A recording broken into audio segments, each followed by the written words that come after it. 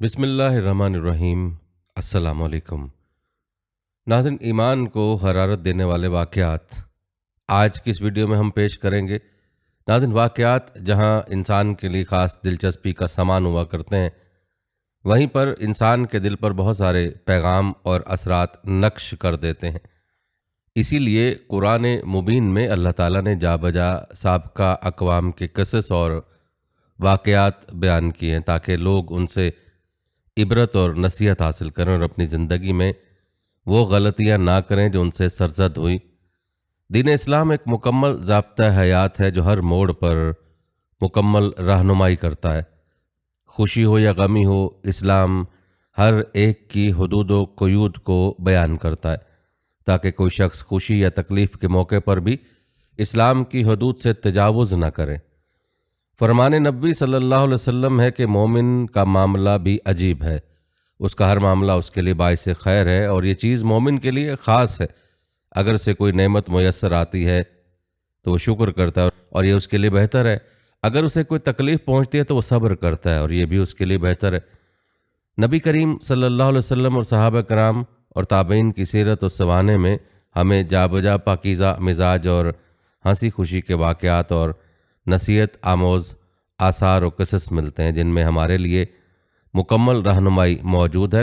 لہٰذا ہمیں چاہیے کہ خوش طبعی اور پند و نصیحت کے لیے جھوٹے من گھڑت اور افسانوی واقعات اور لطائف کی بجائے ان مقدس شخصیات کی سیرت و حالات کا مطالعہ کریں تاکہ ان کی روشنی میں ہم اپنے اخلاق اور کردار اور ذہن و فکر کی اصلاح کر سکیں۔ لہٰذا آج کی اس ویڈیو میں ہم آپ کو بہترین اسلامی واقعات کا ایک گلدستہ سنائیں گے۔ اس ویڈیو میں حرارت ایمان یعنی ایمان کو گرما دینے والے واقعات موجود ہیں جن کو سن کر آپ کا ایمان تر و تازہ ہو جائے گا۔ بس آپ سے گزارش اتنی ہے کہ ویڈیو کو آخر تک ضرور دیکھیے گا تاکہ کوئی بھی قصہ سنے بغیر آپ چلے نہ جائیں۔ ناظرین، سیدنا اسامہ بن زید رضی اللہ تعالیٰ عنہ فرماتے ہیں کہ آپ صلی اللہ علیہ وسلم کی صاحبزادی سیدہ زینب نے آپ صلی اللہ علیہ وسلم کے پاس پیغام بھیجا کہ میرا لڑکا حالت نزا میں ہے، آپ تشریف لائیں۔ لیکن آپ صلی اللہ علیہ وسلم تشریف نہ لے گئے بلکہ آپ صلی اللہ علیہ وسلم نے جواب میں یہ کہلا بھیجا کہ انہیں میری جانب سے سلام کہنا اور یہ بھی کہنا کہ میں آ کر کیا کروں گا، جو اللہ تعالیٰ نے دے دیا اور جو لے لیا سب اس کا ہے اور ہر چیز اس کے یہاں ایک مدت معین تک قائم ہے، انہیں صبر کرنا چاہیے۔ لیکن دوبارہ انہوں نے آپ صلی اللہ علیہ وسلم کے پاس پیغام بھیجا اور آپ صلی اللہ علیہ وسلم کو قسم دلائی کہ وہاں ضرور تشریف لائیں۔ تب آپ صلی اللہ علیہ وسلم کھڑے ہو گئے اور آپ صلی اللہ علیہ وسلم کے ساتھ حضرت سعد بن عبادہ، معاذ بن جبل، ابی بن کعب، زید بن ثابت اور چند صحابہ بھی تھے۔ جب وہاں آپ صلی اللہ علیہ وسلم پہنچے تو صاحبزادہ رسول صلی اللہ علیہ وسلم کے پاس اٹھا کر لایا گیا اور اس وقت اس کا آخری وقت تھا، اس کی جان تڑپ رہی تھی۔ ابو عثمان راوی فرماتے ہیں کہ میرا خیال ہے کہ سیدنا اسامہ نے کہا تھا کہ وہ اس طرح سے تڑپ رہا تھا گویا کہ مشک لڑکتی ہو۔ آپ صلی اللہ علیہ وسلم کی آنکھیں آنسوں سے بھر آئیں تو حضرت سعد رسول اللہ صلی اللہ علیہ وسلم سے عرض کرنے لگے کہ یا رسول اللہ صلی اللہ علیہ وسلم، یہ کیا ہے؟ آپ صلی اللہ علیہ وسلم نے فرمایا کہ یہ رحمت ہے جو اللہ تعالیٰ اپنے بندوں کے دلوں میں ڈالتا ہے، اور اللہ تعالیٰ نے انہی بندوں پر رحم کرتا ہے جو رحم دل ہوتے ہیں۔ سیدنا انس بن مالک یہ فرماتے ہیں کہ ہم رسول اللہ صلی اللہ علیہ وسلم کی صاحبزادی سیدہ ام کلثوم کے جنازے کے ساتھ تھے اور رسول اللہ صلی اللہ علیہ وسلم قبر پر بیٹھے ہوئے تھے۔ میں نے آپ کی آنکھوں کو دیکھا کہ آنسو بہا رہی تھیں۔ پھر سیدنا انس بیان فرماتے ہیں کہ جب وہ قبر تیار ہوئی تو آپ صلی اللہ علیہ وسلم نے فرمایا کہ کیا تم میں سے کوئی شخص ایسا ہے جس نے رات کو جمع نہ کیا ہو؟ تو حضرت ابو طلحہ نے عرض کی کہ میں ہوں۔ آپ صلی اللہ علیہ وسلم نے فرمایا کہ تم قبر میں اترو۔ چنانچہ ان کی قبر میں اترے۔ بحوالہ بخاری الجنائز۔ ام المومنین عائشہ صدیقہ بیان فرماتے ہیں کہ جب نبی کریم صلی اللہ علیہ وسلم کے پاس حضرت زید بن حارثہ اور جعفر اور عبداللہ بن رواحہ کی شہادت کی خبر آئی تو آپ صلی اللہ علیہ وسلم بیٹھ گئے۔ آپ کے چہرے پر رنج کا اثر نمایاں تھا اور میں یہ سارا منظر دروازے کے سوراخ سے دیکھ رہی تھی۔ اتنے میں ایک شخص آپ کے پاس آیا اور اس نے سیدنا جعفر کے گھر کی مستورات اور ان کے رونے کا ذکر کیا تو آپ صلی اللہ علیہ وسلم نے اسے حکم دیا کہ وہ جا کر انہیں منع کر دیں चुनाचे वो गया और उन्हें मना किया। वो दोबारा आप सल्लल्लाहु अलैहि वसल्लम के पास आया और उसने कहा कि वो बात नहीं मानती।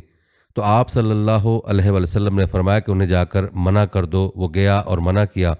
फिर तीसरी बार आप सल्लल्लाहु अलैहि वसल्लम के पास आया और अर्ज़ किया कि या रसूलल्लाह सल्लल्लाहु अलैहि वसल्लम, वो मुझ पर गालिब आ गई, मेरा कहा नहीं मानती।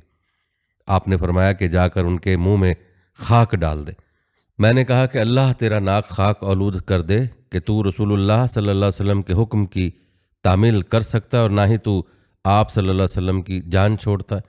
नाज़रीन, यहाँ आपको एक दिलचस्प बात सुनाते चलें कि सैयदना अबू हुरैरा रज़ियल्लाहु तआला अन्हु रसूलुल्लाह सल्लल्लाहु अलैहि वसल्लम से रिवायत करते हैं कि रसूलुल्लाह सल्लल्लाहु अलैहि वसल्लम ने फरमाया कि जब अल्लाह ताला आसमानों में हुक्म सादिर फरमाता है तो फरिश्ते उसके हुक्म पर आजिज़ी से अपने पर मारने लगते हैं।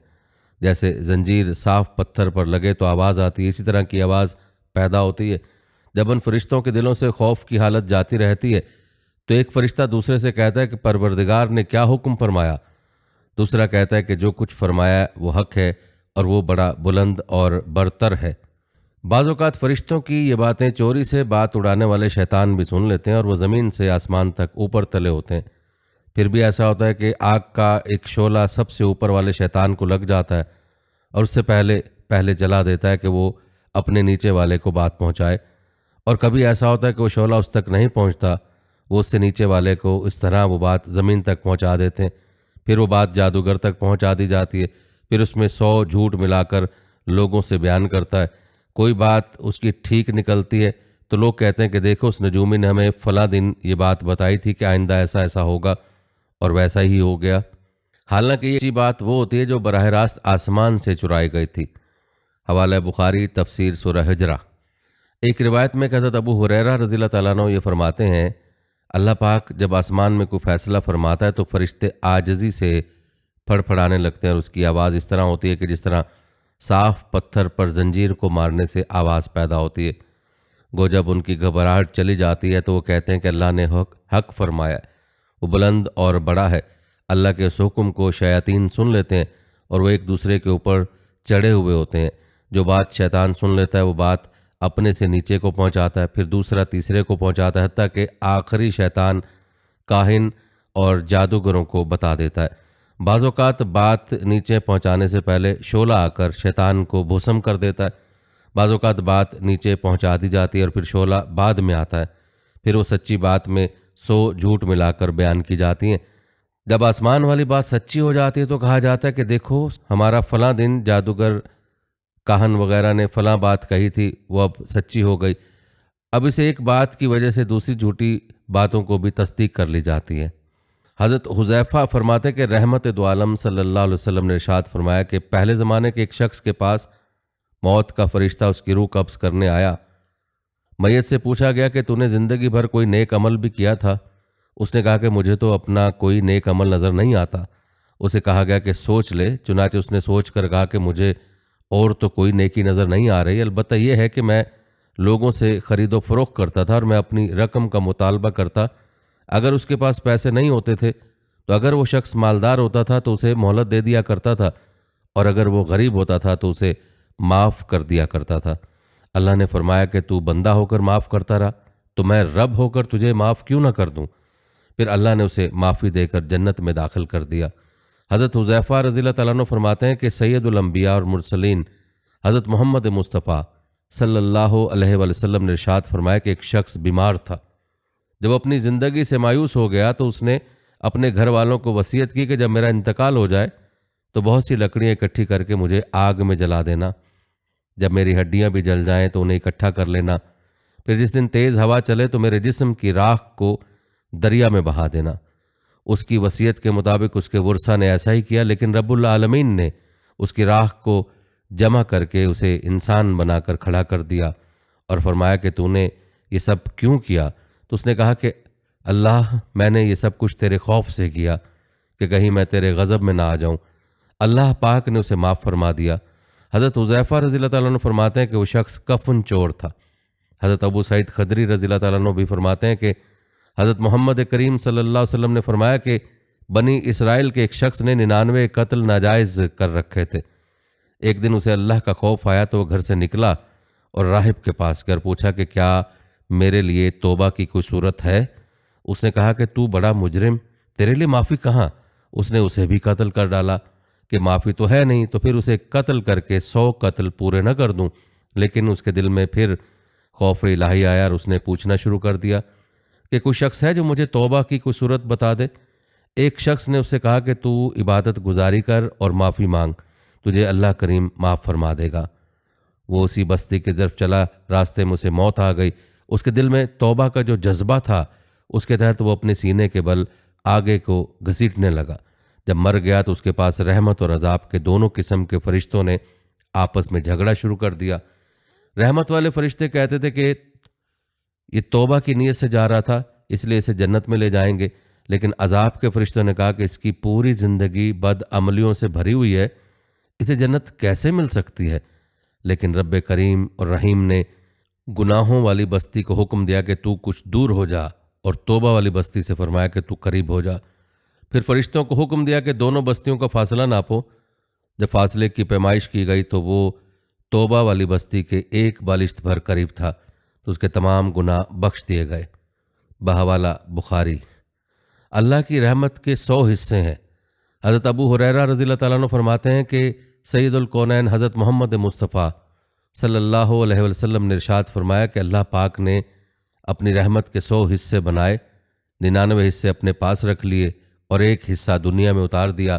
اسی ایک حصے کی رحمت کے باعث مخلوق ایک دوسرے پر رحم کرتی ہے، حتیٰ کہ ایک جانور اپنے بچوں کو تکلیف سے بچانے کے لیے اپنا پاؤں بچے کے اوپر سے ہٹا لیتا ہے۔ یہ بھی رحمت کے ایک حصے کی برکت ہے۔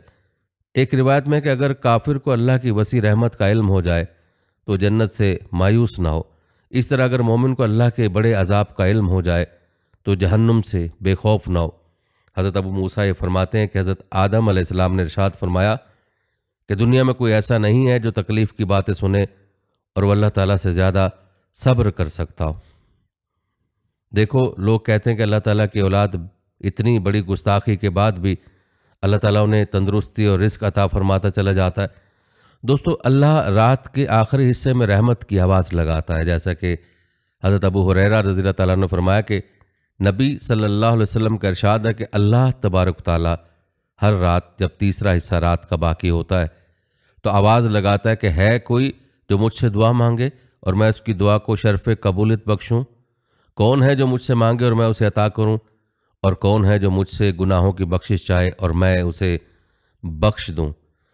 ناظرین، حضرت انس رضی اللہ تعالیٰ عنہ بیان کرتے ہیں کہ رحمت کائنات صلی اللہ علیہ وآلہ وسلم نے فرمایا کہ جب تم میں سے کوئی دعا مانگے تو پختہ طریقے سے دعا مانگے، یہ نہ کہے کہ اے اللہ اگر تو چاہے تو مجھے فلاں چیز دے دے، کیونکہ اللہ تعالیٰ کسی کا ماتحت نہیں ہے وہ کسی اور کے کہنے پر دے۔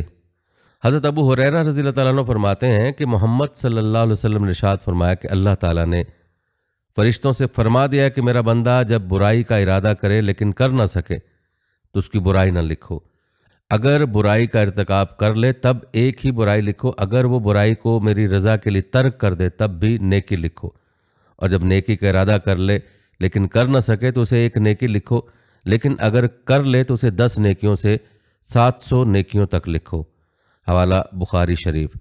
ناظرین، حضرت ابو ہریرہ رضی اللہ تعالیٰ عنہ فرماتے ہیں کہ حضرت محمد کریم صلی اللہ علیہ وسلم نے ارشاد فرمایا کہ جب بندہ گناہ کر بیٹھتا ہے پھر وہ اپنے رب سے کہتا ہے کہ اے اللہ مجھے یہ گناہ معاف کر دے، تو اللہ فرماتا ہے کہ میرے بندے کو معلوم ہے کہ اس کا کوئی رب ہے جو گناہ کو معاف کرتا ہے اور عذاب بھی دیتا ہے، لہٰذا میں نے اپنے بندے کو بخش دیا۔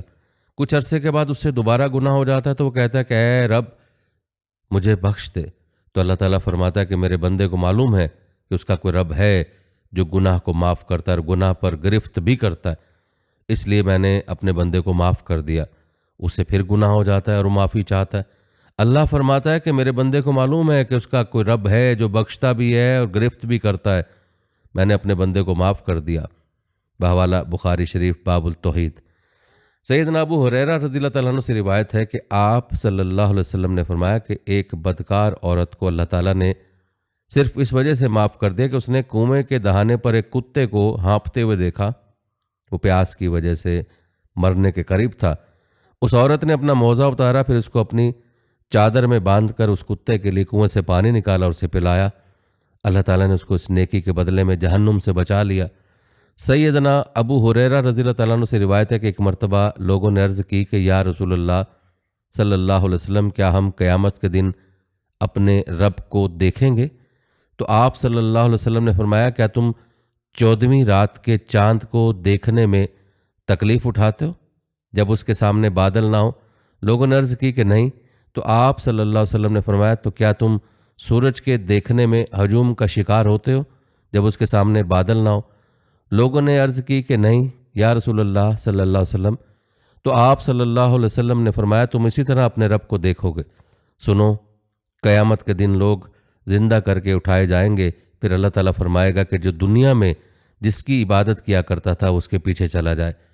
چنانچہ کوئی ان میں سے سورج کے پیچھے چلا جائے گا، اور کوئی ان میں سے چاند کے پیچھے چلا جائے گا، اور کوئی ان میں سے بتوں کے پیچھے چلا جائے گا، اور امت محمدیہ صلی اللہ علیہ وسلم، یہ ایمانداروں کا گروہ باقی رہ جائے گا، اور ان میں اس امت کے منافق بھی شامل ہوں گے۔ اللہ تعالیٰ اس صورت میں جس کو وہ نہیں پہچانتے ہوں گے اس میں ان کے پاس آئے گا اور فرمائے گا کہ میں تمہارا رب ہوں۔ تو کہیں گے کہ ہم تو تجھے نہیں جانتے، ہم تو اس جگہ کھڑے رہیں گے حتیٰ کہ ہمارا رب ہمارے پاس آ جائے، اور جب وہ آئے گا ہم اسے پہچان لیں گے۔ پھر اللہ عز و جل ان کے پاس اس صورت میں آئے گا کہ جس کو وہ پہچان لیں گے، اور فرمائے گا کہ میں تمہارا پروردگار ہوں۔ تو کہیں گے کہ ہاں تو ہمارا رب ہے۔ اللہ انہیں بلائے گا اور جہنم پر پل صراط رکھ دیا جائے گا۔ تو تمام پیغمبر جو اپنی امتوں کے ساتھ اس پل سے گزریں گے، ان سب میں سے پہلا میں ہوں گا، اور اس وقت سوائے پیغمبروں کے کوئی بول نہ سکے گا، اور پیغمبروں کا کلام اس دن یہ ہوگا کہ اے اللہ سلامتی سے گزار دے۔ اور جہنم میں سادان کے کانٹوں کے مشابہ آنکڑے ہوں گے۔ کیا تم لوگوں نے ان کے کانٹے دیکھے ہیں؟ صحابہ نے عرض کی کہ یا رسول اللہ صلی اللہ علیہ وسلم ہاں۔ تو آپ صلی اللہ علیہ وسلم نے فرمایا کہ وہ سادان کے کانٹوں کے مشابہ ہوں گے، البتہ ان کی لمبائی کو سوائے اللہ تعالیٰ کے کوئی نہیں جانتا۔ وہ آنکڑے لوگوں کو ان کے اعمال کے موافق پچکیں گے، چنانچہ ان میں سے کوئی اپنے اعمال کے سبب جہنم میں گر کر ہلاک ہو جائے گا، اور کوئی ان میں سے مارے زخموں کے چور چور ہو جائے گا، اس کے بعد بالآخر نجات پائے گا، حتیٰ کہ جب اللہ دوزخیوں میں سے جن پر مہربانی کرنا چاہے گا فرشتوں کو حکم دے گا کہ جو اللہ کی عبادت کیا کرتے تھے وہ نکال لیے جائیں، چنانچہ فرشتے انہیں نکال لیں گے، اور فرشتے انہیں سجدوں کے نشانوں سے پہچان لیں گے، اور اللہ تعالیٰ نے دوزخ کی آگ ان پر حرام کر دیے کہ وہ سجدے کے نشان کو جلائے۔ ابن آدم کے کل جسم کو آگ جلا ڈالے گی سوائے سجدوں کے نشان کے، تو آگ سے وہ نکال لیے جائیں گے اور وہ جل کر سیاہ ہو چکے ہوں گے۔ پھر ان کے اوپر آب حیات پانی ڈالا جائے گا تو وہ اس کے پڑنے سے ایسے اگیں گے جیسے دانہ ملاب کے بھاؤں میں اگتا ہے۔ اس وقت اللہ بندوں کے درمیان فیصلہ کرنے سے فارغ ہو چکا ہوگا، اور ایک شخص جنت اور دوزخ کے درمیان باقی رہ جائے گا، اور وہ تمام دوزخیوں میں سے سب سے آخر میں جنت میں جائے گا۔ اس کا منہ دوزخ کی طرف ہوگا، کہے گا اے میرے پروردگار، میرا منہ دوزخ کی طرف سے پھیر دے، کیونکہ مجھے اس کی ہوا نے جھلسا کر رکھ دیا ہے اور مجھے اس کے شعلوں نے جلا دیا ہے۔ اور وہ دعائیں مانگتا چلا جائے گا۔ آخر اللہ فرمائے گا اچھا اگر تیرے ساتھ یہ احسان کر دیا جائے تو اس کے علاوہ تو کوئی چیز نہیں مانگے گا؟ وہ کہے گا تیری بزرگی کی قسم نہیں، کچھ نہیں مانگوں گا۔ پھر جب وہ جنت کی طرف منہ کرے گا تو اس کی رونق دیکھے گا۔ پھر جس قدر اللہ تعالیٰ اس شخص کا خاموش رہنا پسند کرے گا وہ آدمی چپ رہے گا۔ اس کے بعد کہے گا اے میرے رب مجھے جنت کے دروازے کے پاس پہنچا دے، تو اللہ تعالیٰ اس سے فرمائے گا کہ تو نے اس بات پر وعدے نہیں کیے تھے کہ جو تو مانگ چکا ہے اس کے علاوہ کوئی اور چیز نہیں مانگے گا؟ وہ عرض کرے گا کہ اے میرے رب مجھے اپنی مخلوق میں سب سے زیادہ بد نصیب تو نہ کر۔ تو اللہ تعالیٰ فرمائے گا کہ اگر تجھے یہ بھی عطا کر دیا جائے تو اس کے علاوہ کوئی اور چیز تو نہیں مانگے گا؟ وہ عرض کرے گا کہ قسم ہے تیری بزرگی کی، نہیں، میں اس کے سوا اور کوئی سوال نہیں کروں گا۔ پھر اللہ تعالیٰ اسے جس قدر چاہے گا وعدہ لے لے گا۔ بالآخر اللہ تعالیٰ اس کو جنت کے دروازے کے پاس بٹھا دے گا۔ جب وہ جنت کے دروازے کے پاس پہنچ جائے گا اور اس کی تر و تازگی اور رونق دیکھے گا تو جتنی دیر اللہ چاہے گا وہ چپ رہے گا۔ اس کے بعد کہے گا اے میرے رب مجھے جنت میں داخل کر دے۔ اللہ عز و جل فرمائے گا کہ اے ابن آدم تو کس قدر وعدہ خلافی کرتا ہے، کیا تو نے اس بات پر وعدہ نہیں کیا تھا کہ جو تجھے دے دیا جا چکا ہے اس کے سوا تو کچھ اور نہیں مانگے گا؟ وہ عرض کرے گا اے میرے رب مجھے اپنی مخلوق میں سب سے زیادہ بد نصیب نہ کر۔ اللہ تعالیٰ اس کی باتوں سے خوش ہوگا۔ اس کے بعد اس کو جنت میں جانے کی اجازت دی جائے گی اور اللہ تعالیٰ فرمائے گا جو کچھ تو مانگ سکتا ہے مانگ۔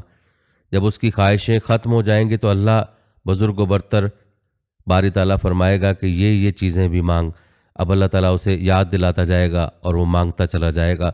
جب اس کی خواہشیں ختم ہو جائیں گی تو اللہ تعالیٰ فرمائے گا کہ تجھے یہ تمام چیزیں دی جاتی ہیں اور اس کا ایک گناہ مزید بھی۔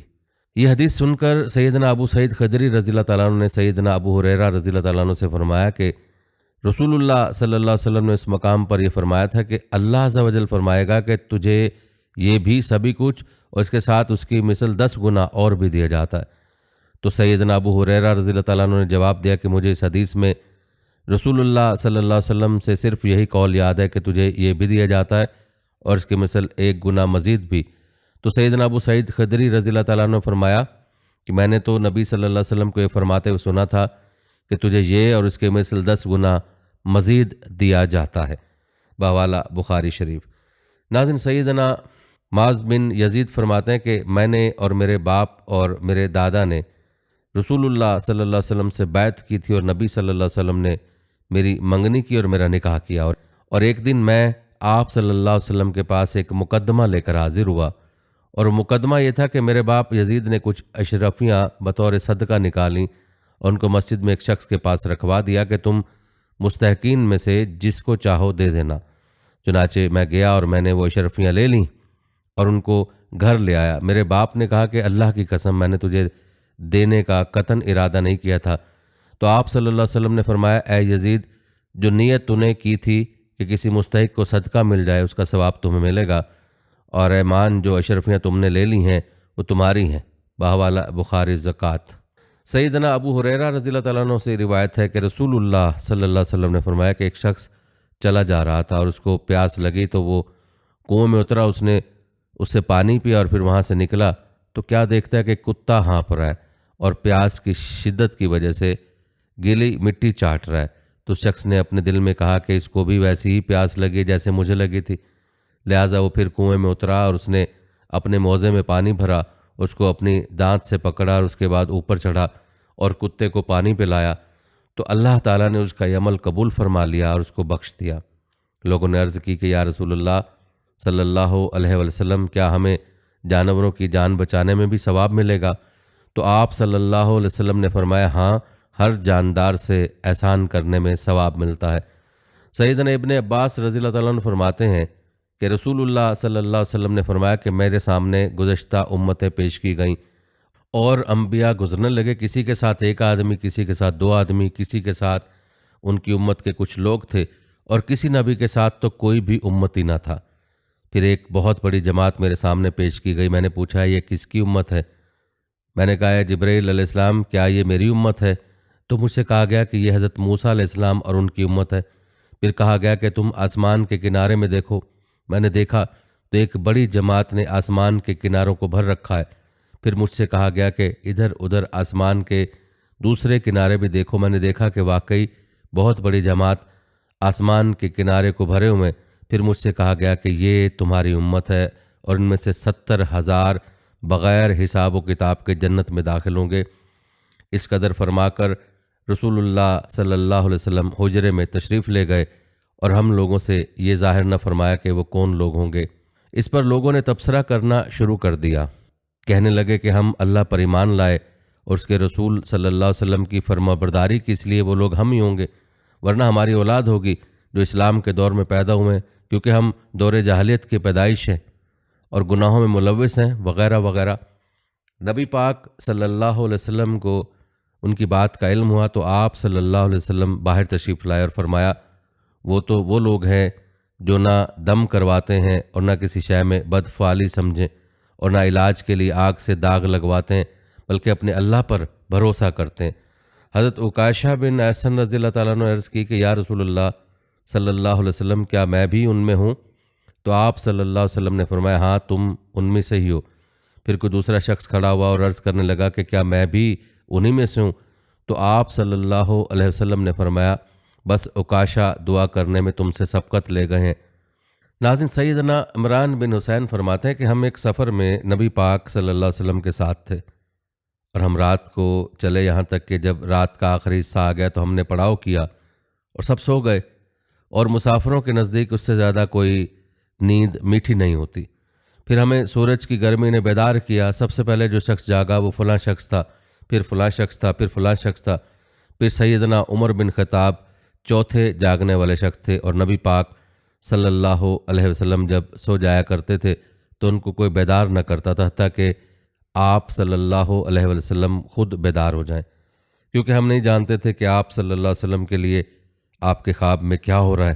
مگر جب سیدنا عمر رضی اللہ تعالیٰ عنہ بیدار ہوئے اور انہوں نے وہ حالت دیکھی جو لوگوں پر طاری تھی، اور وہ طاقتور آدمی تھے، تو انہوں نے بلند آواز سے تکبیر کہی اور برابر تکبیر کہتے رہے، اور تکبیر کے ساتھ اپنی آواز بلند کرتے رہے، یہاں تک کہ ان کی آواز کے سبب نبی کریم صلی اللہ علیہ وسلم بیدار ہو گئے۔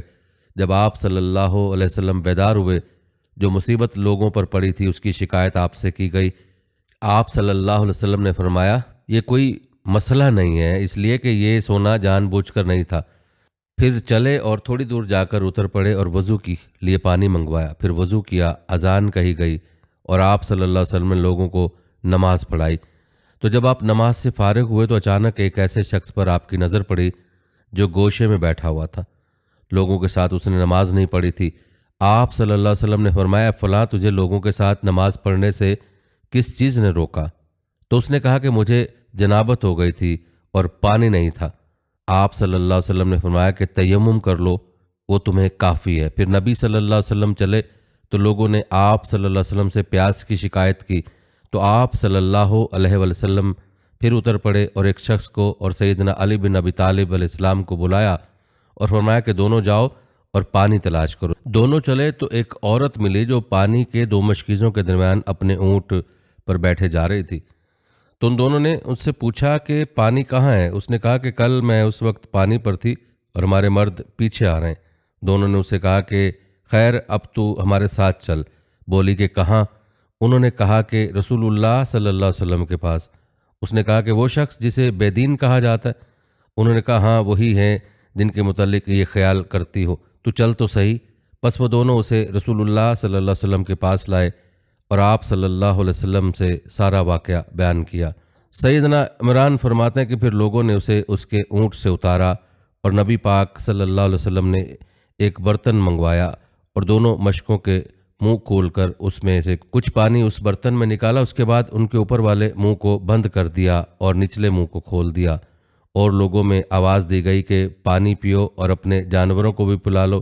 جس نے چاہا جتنا خود پیا اور جس نے چاہا جانوروں کو پلایا، اور آخر یہ ہوا کہ جس شخص کو جنابت ہو گئی تھی اس کو ایک برتن پانی کا دیا گیا، اور آپ صلی اللہ علیہ وسلم نے فرمایا کہ جاؤ اس کو اپنے اوپر ڈال دو۔ اور وہ عورت کھڑی یہ سب کچھ دیکھ رہی تھی کہ اس کے پانی کے ساتھ کیا کیا جا رہا ہے، اور اللہ کی قسم جب مشقیں اس کو واپس کی گئیں تو یہ حال تھا کہ ہمارے خیال میں وہ اس وقت سے بھی زیادہ بھری ہوئی تھی جب آپ نے پانی لینا شروع کیا تھا۔ پھر نبی پاک صلی اللہ علیہ وسلم نے فرمایا کہ اس کے لیے کچھ کھانا پینا جمع کر دو۔ لوگوں نے اس کے لیے اجوا، کھجور، انار اور ستو وغیرہ جمع کر دیے اور ایک کپڑے میں باندھ دیے۔ اس عورت کو اس کے اونٹ پر سوار کر دیا اور کھانے کا سامان اس کے آگے رکھ دیا۔ پھر آپ صلی اللہ علیہ وسلم نے اس سے فرمایا کہ تم جانتی ہو کہ ہم نے تمہارے پانی میں سے کچھ بھی کم نہیں کیا، لیکن اللہ نے ہمیں پانی پلایا۔ اور عورت اپنے گھر والوں کے پاس آئی، اور چونکہ وہ راہ میں روک لی گئی تھی اور وہ دیر سے گھر پہنچی تھی، انہوں نے کہا کہ تجھے کس نے روک لیا تھا؟ تو اس نے کہا کہ عجیب بات پیش آ گئی تھی، مجھے دو آدمی ملے اور مجھے اس شخص کے پاس لے گئے جسے بے دین کہا جاتا ہے، اور اس نے ایسا کام کیا، اللہ کی قسم بے نہیں وہ شخص زمین اور آسمان کے درمیان میں سب سے بڑا جادوگر ہے، پھر وہ سچ میں اللہ کا رسول ہے۔ اس کے بعد مسلمان اس کے آس پاس کے مشرکوں سے لڑتے رہے، لیکن جس بستی میں وہ عورت رہتی تھی اسے چھوڑ دیتے تھے۔ ایک دن اپنی قوم سے کہا کہ میں سمجھتی ہوں کہ مسلمان لوگ جان بوجھ کر تمہیں چھوڑ دیتے ہیں، تو کیا تم مسلمان نہیں ہو جاتے؟ تو انہوں نے اس کی بات مان لی اور اسلام میں داخل ہو گئے۔ سیدنا عبداللہ بن حشام رضی اللہ تعالیٰ عنہ سے روایت ہے کہ انہیں ان کی والدہ نبی کریم صلی اللہ علیہ وسلم کے پاس لے گئی تھیں، اور انہوں نے عرض کیا یا رسول اللہ صلی اللہ علیہ وسلم اس سے بیعت لے لی جائے۔ نبی صلی اللہ علیہ وسلم نے فرمایا کہ ابھی یہ چھوٹا ہے، اس سے ابھی بیعت نہیں لینا بے فائدہ ہے۔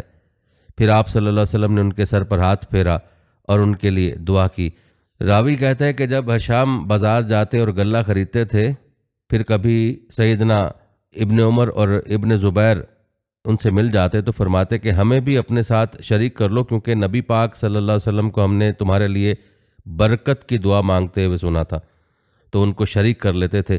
اکثر اوقات پورا اونٹ غلے کے ساتھ بطور نفع کے حصے میں آ جاتا تھا اور اس کو اپنے گھر روانہ کر دیتے تھے، بحوالہ بخاری شریف۔ سیدنا ابو ہریرہ رضی اللہ تعالیٰ عنہ فرماتے ہیں کہ طفیل بن عامر دوسی اور ان کے ساتھی نبی کریم صلی اللہ علیہ وسلم کے پاس آئے اور انہوں نے کہا کہ یا رسول اللہ صلی اللہ علیہ وسلم کہ ہم قبیلہ دوست کے لوگوں نے نافرمانی کی ہے اور دین حق کی پیروی سے انکار کر دیا، لہٰذا اللہ سے ان کے لیے بد دعا کیجیے۔ لوگ کہنے لگے کہ ابھی اللہ کے نبی نے بد دعا کی اور ابھی دوسی ہلاک ہوئے، لیکن آپ نے دعا کی کہ اللہ دوسی کو ہدایت دے اور ان کو دائرہ اسلام میں لیا۔ پھر دوسی قبیلہ کے لوگ مسلمان ہو کر آ گئے تھے۔ سیدنا جریر بن عبداللہ رضی اللہ تعالیٰ عنہ فرماتے ہیں کہ ایک دن رسول اللہ صلی اللہ علیہ وسلم نے مجھ سے فرمایا کہ تم ذوالخلصہ کو تباہ کر کے مجھے آرام کیوں نہیں دیتے؟ ذوالخلصہ قبیلہ شام میں ایک بت خانہ تھا، اس کو یمن کا کعبہ کہا کرتے تھے۔ سیدنا جریر یہ فرماتے ہیں کہ پھر میں قبیلہ احمس کے 150 سواروں کے ساتھ چل پڑا اور ان کے پاس گھوڑے تھے اور میں گھوڑے پر جم کر نہیں بیٹھ سکتا تھا۔ نبی صلی اللہ علیہ وسلم نے میرے سینے پر ہاتھ اتنے زور سے مارا کہ آپ صلی اللہ علیہ وسلم کی انگلیوں کا نشان میرے سینے پر نمایاں ہو گیا۔ پھر آپ صلی اللہ علیہ وسلم نے میرے حق میں دعا کی کہ اے اللہ ان کو سواری پر جما دے اور ان کو ہدایت کرنے والا اور ہدایت یافتہ بنا دے۔ پھر وہ حضرت جریر وہاں گئے، اسے توڑا اور اسے جلا ڈالا۔ پھر رسول اللہ صلی اللہ علیہ وسلم کو اس کی اطلاع بھیجی تو جریر ہی کے قاصد نے آ کر کہا کہ قسم ہے اس ذات کی جس نے آپ صلی اللہ علیہ وسلم کے حق کے ساتھ بھیجا ہے کہ میں آپ صلی اللہ علیہ وسلم کے پاس اس وقت آیا ہوں جب کہ وہ کھوکھلے اونٹ یا خارشی اونٹ کی طرح ہو گیا۔ جریر یہ فرماتے ہیں کہ آپ نے قبیلہ احمس کے گھوڑوں اور سواروں کے لیے 5 مرتبہ برکت کی دعا کی۔ حضرت سہل بھی فرماتے ہیں کہ ایک صحابی عورت کھیتوں میں جانے والی نالیوں کے کناروں پر چقندر کا ساگ لگایا کرتی تھی۔ پھر جب جمعہ کا دن ہوتا تھا تو وہ ساگ توڑ کر لاتی اور ہانڈی میں ڈال کر جو کی ایک مٹھی اس میں ڈال دیا کرتی تھی۔ جب ہم جمعہ کی نماز پڑھ لیتے تھے تو ہم اس کے پاس چلے آتے تھے اور سلام کرتے تھے، وہ ہمارے آگے وہ کھانا پیش کر دیتی تھی، ہم اسے کھا لیتے تھے۔ ہمیں اس کھانے کی اتنی چاہت ہوتی تھی کہ ہم جمعے کا انتظار کیا کرتے تھے۔ حضرت ابو مسعود انصاری رضی اللہ تعالیٰ عنہ فرماتے ہیں کہ نبی کریم صلی اللہ علیہ وسلم جب ہمیں صدقہ کرنے کا حکم دیا کرتے تھے تو ہم بازار میں جا کر بوجھ اٹھاتے، مزدوری کرتے اور آدھا کلو کھجور وغیرہ لے کر آتے تھے اور صدقہ کیا کرتے تھے۔ لیکن آج ہم میں سے کئی ایسے بھی ہیں جو لاکھ روپے کے مالک ہیں۔ حضرت ابو سعید خدری رضی اللہ تعالیٰ فرماتے ہیں کہ ایک دفعہ رسول اللہ صلی اللہ علیہ وسلم نے لوگوں کو خطبہ ارشاد فرمایا کہ اللہ نے ایک بندے کو دنیا اور جو کچھ اس کے پاس ہے یعنی جنت کے درمیان اختیار دیا ہے کہ ان دونوں میں سے جو چیز چاہے اختیار کر لے، تو اس بندے نے اللہ کے پاس والی چیز یعنی آخرت کو اختیار کر لیا۔ یہ سن کر حضرت ابو بکر رضی اللہ تعالیٰ عنہ رونے لگ گئے۔ ہم نے ان کے رونے پر تعجب کیا کہ اللہ کے نبی کس بندے کے متعلق بتا رہے ہیں کہ اسے اختیار دیا گیا، کہ اس میں رونے کی کون سی بات ہے؟ لیکن اس بندے سے مراد تو خود رسول اللہ صلی اللہ علیہ وسلم تھے۔ جو بات ابو بکر پا گئے وہ ہم نہ پا سکے۔ آخر ایسا کیوں نہ ہوتا؟ حضرت ابو بکر ہی تو ہم میں سے سب سے بڑے عالم تھے۔ حضرت سہل بن سعد فرماتے ہیں کہ حضرت علی رضی اللہ تعالیٰ عنہ کی خیبر کے جنگ کے موقع پر آنکھوں میں تکلیف تھی اور جنگ فتح نہیں ہو رہی تھی، تو ایک دن نبی کریم صلی اللہ علیہ وسلم نے فرمایا کہ کل میں جھنڈا ایک ایسے شخص کو دوں گا جس کے ہاتھوں پر اللہ خیبر کو فتح کر دے گا۔ ایک روایت میں کہ وہ شخص اللہ اور اس کے رسول صلی اللہ علیہ وسلم سے محبت کرتا ہوگا۔ اب لوگ رات کو اپنے اپنے خیالات کا اظہار کرتے رہے کہ دیکھیں کہ کل کس کو جھنڈا ملتا ہے۔ صبح کے وقت صحابہ نبی کریم صلی اللہ علیہ وسلم کے پاس پہنچ گئے۔ ہر ایک کو امید تھی کہ جھنڈا اسے ملے گا، کیونکہ وہ سب اللہ اور اس کے رسول صلی اللہ علیہ وسلم سے محبت کرتے تھے۔ لیکن نبی کریم صلی اللہ علیہ وسلم نے کہا کہ علی کہاں ہے؟ لوگوں نے کہا کہ یا رسول اللہ صلی اللہ علیہ وسلم ان کی تو آنکھیں خراب ہیں۔ آپ صلی اللہ علیہ وسلم نے فرمایا کہ انہیں بلا کر لاؤ۔ جب وہ آئے تو آپ صلی اللہ علیہ وسلم نے ان کی آنکھوں میں اپنا لعاب مبارک لگایا اور ان کے لیے دعا بھی کی تو بالکل تندرست ہو گئے۔ ایسا لگتا تھا کہ ان کی کوئی تکلیف تھی ہی نہیں۔ آپ صلی اللہ علیہ وسلم نے جھنڈا انہیں پکڑا دیا۔ مولا علی کریم نے عرض کی کہ یا رسول اللہ صلی اللہ علیہ وسلم، کیا ان سے اس وقت تک لڑوں جب تک وہ ہمارے طرح مسلمان نہ ہو جائیں؟ آپ صلی اللہ علیہ وسلم نے فرمایا کہ آہستہ آہستہ چلتے جاؤ حتیٰ کہ ان کے علاقے میں پہنچ جاؤ، پھر انہیں اسلام کی دعوت دو اور ان پر اللہ کے جو حقوق ہیں ان کے متعلق انہیں آگاہ کرو۔ اللہ کی قسم، اگر آپ کے ذریعے ایک شخص کو بھی اللہ ہدایت کر دے تو یہ آپ کے لیے سرخ اونٹ کے مل جانے سے کہیں بہتر ہوگا۔ ایک روایت ہے کہ پھر اللہ تعالیٰ نے حضرت علی رضی اللہ تعالیٰ عنہ کے ہاتھوں پر خیبر کو فتح کر دیا۔ ناظرین، یہ تھی ہماری آج کی ویڈیو۔ ہم امید کرتے ہیں کہ آپ کو ہماری آج کی ویڈیو بھی ضرور پسند آئی ہوگی اور آپ اپنے دوستوں کو بھی یہ ویڈیو ضرور شیئر کریں تاکہ ان کا بھی ایمان تازہ ہو جائے۔ ویڈیو اگر آپ نے مکمل دیکھی ہے تو کمنٹ سیکشن میں مکمل یا کمپلیٹ لفظ ضرور لکھ لیجئے گا تاکہ ہماری حوصلہ افزائی ہو سکے۔ آنے والی ویڈیو تک کے لیے ہمیں اجازت دیجیے۔ اللہ حافظ۔